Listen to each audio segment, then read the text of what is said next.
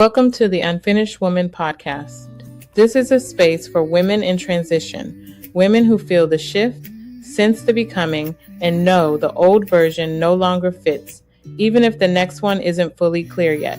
I'm your host, Dr. T. Carter, the Transition Architect. Here, we talk about clarity before movement, identity before assignment, and faith-led becoming, not rushing the process, but honoring the season you're in. This isn't a podcast about having it all together. It's about learning how to move forward without abandoning yourself in the process. If you're in the in-between, not who you used to be, not yet who you're becoming, you belong here. Hey, welcome back to The Unfinished Woman. I'm your host, Dr. T. Carter, the Transition Architect, and I want to invite you to the final episode of the Myth of High Capacity, where we talk about redefining capacity on purpose. Over the past few weeks, we've been dismantling something quietly and I believe powerfully, and that is the myth of high capacity. We've named the cost of carrying too much. We've exposed the illusion of balance. We released the burden of being the strong one. And we confronted what happens when rest feels unsafe. And today, we'll close this series not with pressure, but with clarity. Because high capacity was never our goal. Our goal was always alignment. But for women, many women, high capacity became a survival strategy. It meant pushing through, handling more, holding everything together, and saying yes because you could or felt that you should. And capability slowly became identity. But today, there's a shift because your ability to carry something does not mean you're assigned to it. Let that settle. I'll say it again. Your ability to carry something does not mean that you are assigned to it. Meaning, just because you can endure it doesn't mean it's yours to steward. Because true capacity is not about how much you can survive, it's about how well you can function in your life without harming your peace. And that's the redefinition that I want you to leave with. That capacity is not endurance, capacity is stewardship. And stewardship requires discernment. I can say for myself, there was a time in my life when I measured my growth by how much I can handle. I took on more responsibility. That meant that I was maturing. If I was able to endure more, sis, I thought that meant that I was getting stronger. And the more I sacrificed, the more virtue that I possessed. But what I learned the hard way is that unregulated capacity creates quiet resentment. And when your life expands without alignment, you don't feel successful. More often than not, you're going to feel stretched. So today, I want you to consider something different. What if your next level is not expansion? What if it's subtraction? And what if capacity is not about adding more, but protecting what matters most? So I'll give you a strategy that I call capacity by design to make this practical. Because capacity by design is not reaction, it's not obligation, and it is not survival. It is design.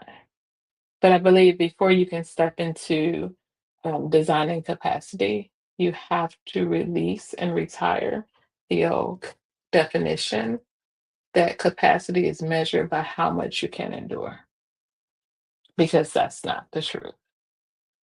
I believe that capacity is measured by what I can store without self abandonment. And there is a difference because endurance ignores the body, but stewardship, it listens to it and it teaches you to listen to the clues from your body and your spirit. And once you've accepted that, or you sat with that and said, hey, I'm going to measure my capacity by what I can steward without abandonment, then I'll ask you to do a clarity check. Very simple. Just ask yourself, where in my life am I operating from proof instead of purpose? You say, what do you mean?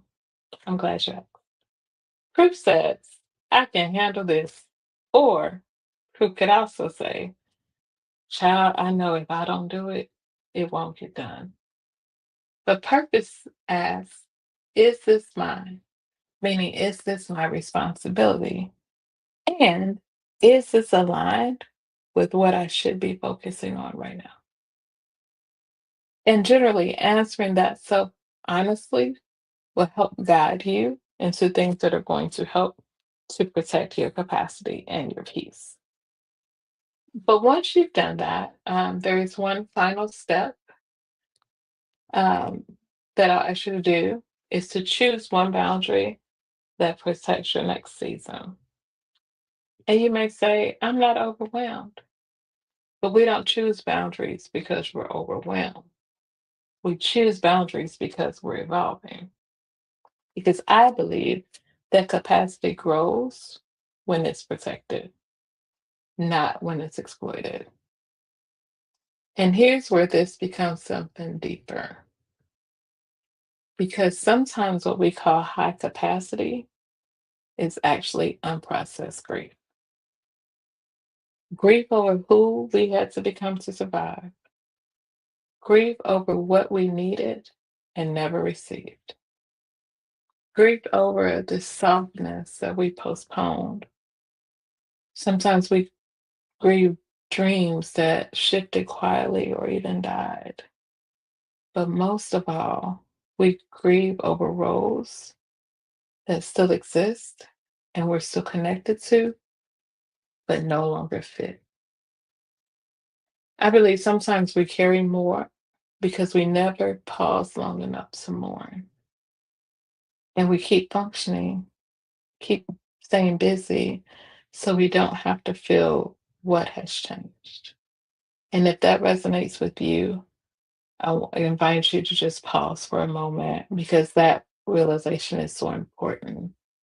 Because redefining capacity, it's not just about boundaries, sis.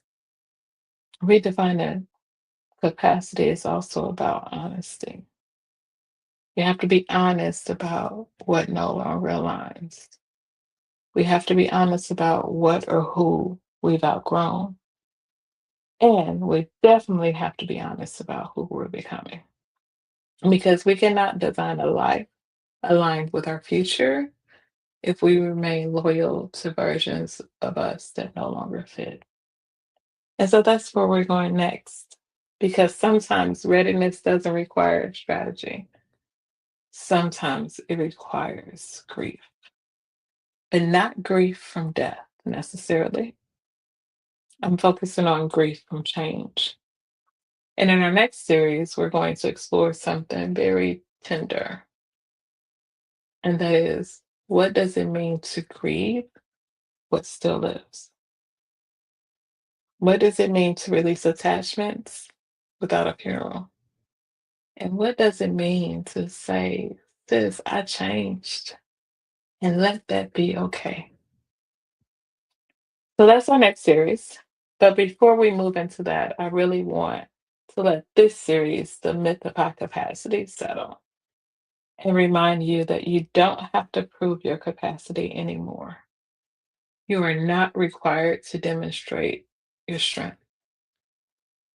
You should never again feel that you have to earn your rest. And you are free and allowed to live in alignment.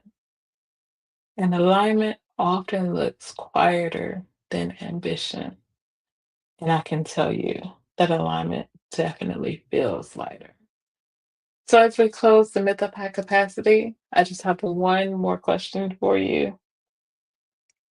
And that is to ask yourself, what am I still carrying? Because letting it go will require me to admit that things have changed. And you don't have to answer it today, but I want to encourage you not to ignore it because clarity begins where loyalty to survival ends. So before I leave today, I just want to remind you, sis, you are not unworthy, but you are unfinished. Capacity, when stewarded with wisdom, becomes freedom. And as always, I want to encourage you to be gentle with yourself this week and stay close because we'll be back with our next series very soon. What does it mean to grieve what still lives? But until then, I just want to thank you for stopping by to the Unfinished Woman podcast for joining me on this Myth of High Capacity series. And I'll see you on the podcast next week as we'll go deeper into another topic. I love ya. Before you go, take a breath. Remember, you are not behind. You are not late. And nothing about you is broken. You are unfinished on purpose. And God is still shaping you. If today's conversation resonated, stay connected. Follow the podcast. Share this episode with another woman who's becoming. And come back for more conversations rooted in clarity, identity, and transition. Every step forward doesn't have to be loud, it just has to be aligned. Honor your season, trust your becoming, and I'll see you next time on the Unfinished Woman podcast.